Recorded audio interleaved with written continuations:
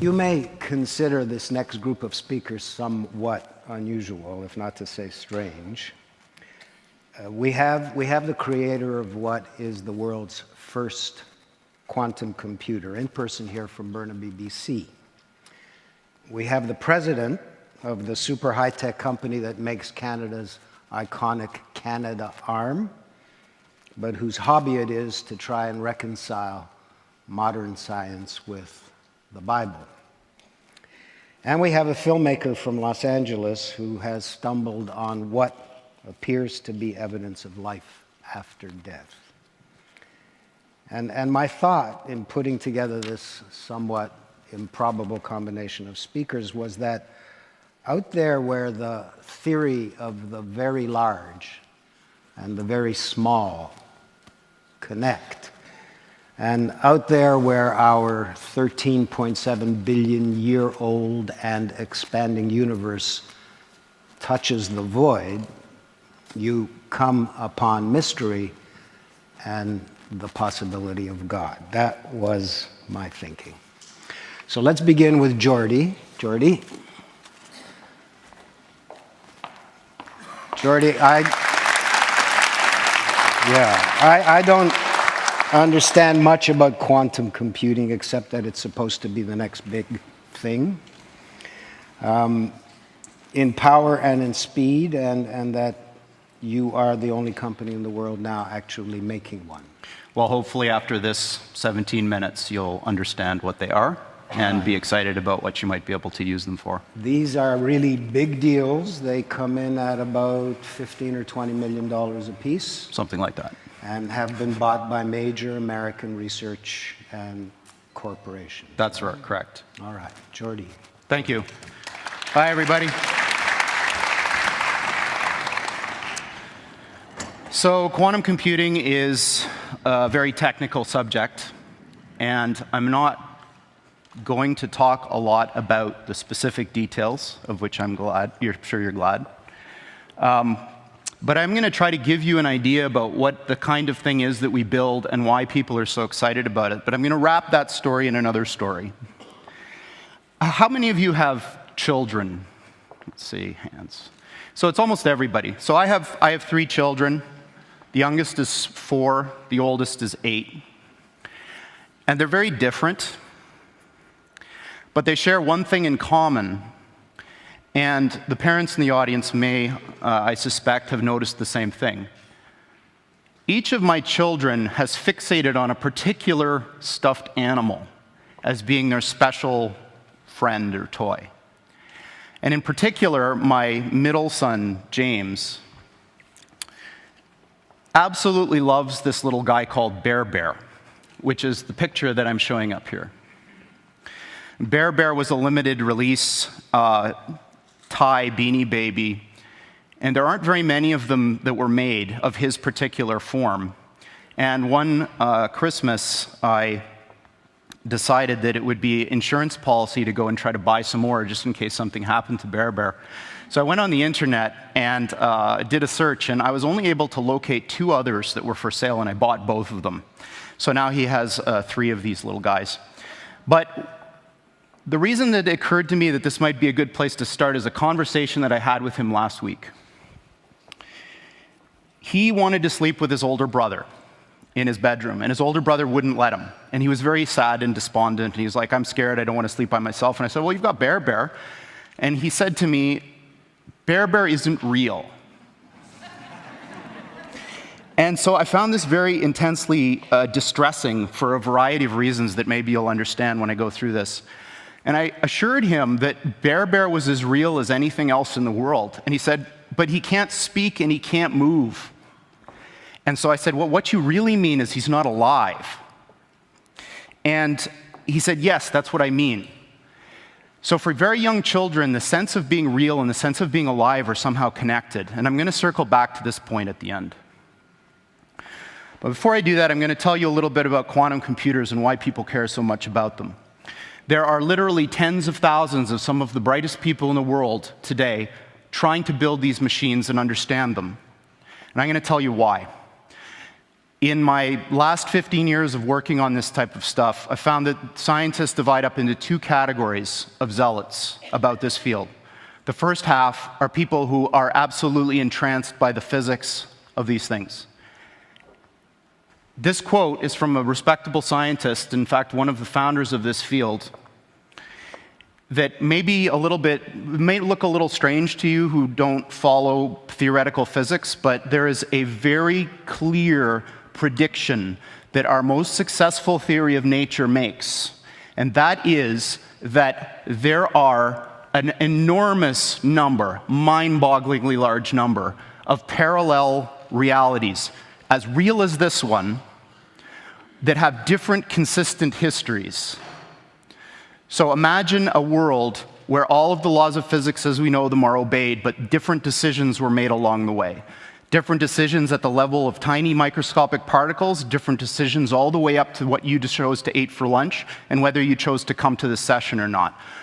Quantum mechanics makes a very specific prediction that all of those are as real as the thing that you remember. And this is bizarre, because we don't see those other things. But science has reached the point now where we can build machines that exploit those other worlds.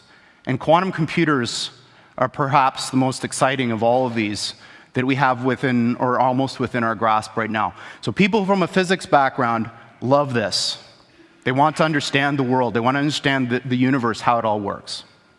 There's another type of person who tends to come from the computer science side that's like, yeah, okay, that's all great. But there's a different thing going on here, which is just as exciting, if not more, and that these machines that supposedly can do this wild stuff, let's forget about how they work, if you could build one, could solve problems that you could never, ever solve with any computer of the sort that we build.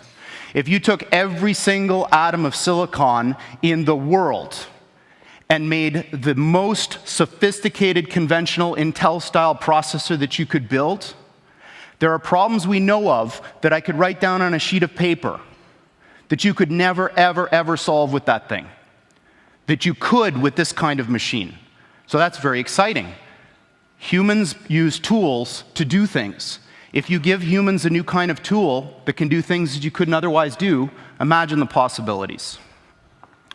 So you may think, well, this is all fine and dandy, but aren't these things in the realm of theory and speculation kind of in the same regime as other futuristic things you may have heard of which may be allowed by the laws of physics but aren't here yet? That's not true. There are, in fact, many of these machines deployed now in openly available research centers following the model that was used to introduce supercomputers to the world. They're too big and ornery and difficult to operate to put in your home, too expensive also, but you can give them to a place which will manage them as a shared resource that will offer that service to the world. And there are two of these now. One of them is at the University of Southern California. And this analogy with flight, I think, is an interesting one. So a horse can beat, or could beat, the initial flight of the Wright brothers' flight in speed. But a plane is not a faster horse. A plane is a different kind of machine. The plane takes advantage of another resource that nature gives us, this third dimension, in order to do something that matters to people better than you could do with any horse. It doesn't matter how fast you make a horse, it will never fly, at least the kinds of horses that we know about. So these types of computers now are being thought of in the same way. They're not terrifically powerful yet, but they're doing something completely different than what your computer does. And that thing is like flight. It gives these computers access to these new resources, maybe you could call them parallel universes, in order to do something that you couldn't otherwise do. And that's not the only one. In fact, the one I'm going to come back to and talk to in the context of the story that I'm wrapping this in was recently installed at NASA. And Google was the primary interested party that pulled this whole thing together. And this one is really exciting to me Because what they're going to do is apply this machine to an area that I think is fundamentally important. It's a crux of our future as humans. And that's, can we build machines like us? So, building machines like us might be possible. I certainly believe it is. I might be wrong. But what I do know is that the types of approaches that people are taking now to build intelligent machines benefit immensely from what this machine that we've built does best. So what this center is about is applying this beautiful new computational idea in the service of trying to make intelligent machines. Now, I can't think of anything personally any cooler than trying to use quantum computers to build intelligent machines, so this is very exciting to me. Steve Jurvetson has been a longtime friend and investor in the company, and for those of you who don't know him, he's a Silicon Valley investor who's probably the smartest VC that I know of, and certainly the one that's the most attuned to technological trends. He's on the board of SpaceX, Tesla, Synthetic Genomics, which is Craig Venter's company that's trying to build artificial life, and D-Wave, and that's it. And this is his particularly poetic way of framing the difference between the machines we build and conventional computers. This is what they look like. There are two of them. These are from our lab in Burnaby in British Columbia. From the outside, they look like giant black monoliths, big metal boxes, about 10 feet on a side, 12 feet tall. And they are powered, they have a fridge inside them, a refrigerator that cools these chips to almost absolute zero. Just a wisp, a fraction of a degree above absolute zero. Hundreds of times colder than interstellar space. Amongst the coldest and most isolated and extreme conditions that humans have ever been able to engineer. These fridges, interestingly enough, which are called pulse tube dilution refrigerators, have a thing called a pulse tube, which emits a sound roughly once per second, which sounds eerily like a heartbeat. So if you have the opportunity to stand next to one of these machines, it is an awe-inspiring thing, at least for me. It feels like an altar to an alien god. They really are impressive machines. At the heart of this big box is a tiny chip about the size of your thumbnail. And on this chip resides all of the wonder and magic that makes this thing go. I'm not going to describe in any mathematical detail how it all works, but let me give you an analogy. In quantum mechanics, there's this concept that a thing can exist in two states which are mutually exclusive at the same time, quote unquote. So I'm using those words because the English language was developed before we had concepts to describe what these things actually are doing. But I'm going to give you a roundabout way of understanding this. Imagine that there really are parallel universes out there, and now imagine you have two that are exactly identical in every respect, all the way out to the horizon as far as we can see, down to the last little atomic detail of every single thing, with only one difference. And that's the value of a little thing called a qubit on this chip, which is a contraction of quantum bit. And that qubit is very much like a bit or a transistor in a conventional computer. It has two distinct physical states, which we call 0 and 1 for bit. In a conventional computer, these are mutually exclusive. That device is either one or the other, and never anything else. In a quantum computer, that device can be in this strange situation where these two parallel universes have a nexus, a point in space where they overlap. And when you increase the number of these devices, every time you add one of these qubits, you double the number of these parallel universes that you have access to, until such time when you get to a chip like this, which has about 500 of these bits, you have something like 2 to the 500th power of these guys living in that chip. So the way I think about it is that the shadows of these parallel worlds overlap with ours. And if we're smart enough, we can dive into them and grab their resources and pull them back into ours to make an effect in our world. Now, this may sound very odd to you and bizarre, and in fact, I am using language that a normal theoretical physicist probably wouldn't use, but this is, what I'm telling you is absolutely correct and in line with the way that these things actually work. We've been doing this for some time now, and in fact, we have our own version of Moore's Law. The doubling of the number of these qubits on the chip has happened once a year for the past 9 years. So for the last 9 years, every year, the number of these qubit devices has doubled, and it will continue to do so. As a point of reference, in terms of how fast these things are, in one generation of chip, the one from the system that was installed at USC to the one that Google and NASA have now, the speed of the device went up by almost 500,000. This is the kind of progress that you're going to see with these types of machines going forward. And 500,000 sounds like an abstract number, but I put up a little mental comparison here to see what 5,000 really means. 500,000 is a big number when it comes to speed. All right, so now I'm getting into the last part of my talk where I'm going to make some predictions, some dangerous predictions. So predictions are very dangerous for a variety of reasons. Often they're wrong, which is one. But I think they're important because predictions somehow are our internal desires made manifest. Predictions are about what we want to happen, maybe not what will happen. And I'm going to make 3 predictions, and all of them are dangerous in the sense that they're very unlikely to happen, maybe, but I think that there's a very good chance that they may. As an aside, I just wanted to say that at least in the Valley, Silicon Valley, and maybe in the United States in general, there's a very deep feeling of unease about the way technology has been developing.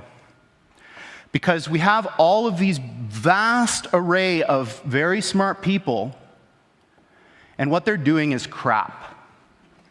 They're building things that cannot last. They're building things that are not important. This is a little bit of a controversial point of view, but I believe it. But I think that the reason for this is it's low-hanging fruit. Computers haven't been around for a long time.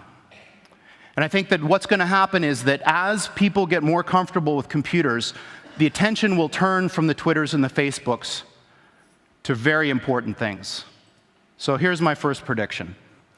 I'm going to predict that by 5 years, NASA will have found an Earth-like planet with Earth-like atmosphere and water on it, and serious people will start discussing how we get there. And by the way, they're going to use one of our machines to help do this. So that's my first prediction. My second prediction is that this business of parallel universes is going to turn out to be very important. This picture that I've got under here is what's called a gravitational lens. When Einstein proposed his general theory of relativity, it came with a bunch of experiments that you could use to test it. And one of them was that if there was a point of light very far away and a galaxy in the middle, that galaxy should bend the light, and you should see a ring. And this was eventually observed. And I think what's going to happen is somebody is going to come up with an experiment to test this reality of these things. And we're going to be able to do so. My third prediction that I'm going to end on is the most important of all. I believe that humanity is on the cusp of the most important technological, societal revolution that's ever occurred. And that's when we got to the point where the machines that we build outpace us in every respect. I don't mean that they're better calculators. I don't mean that they're better at searching. I mean everything. And I think that we're very close. And my prediction is that within 15 years, we will have machines that outpace humans in everything. Thank you very much.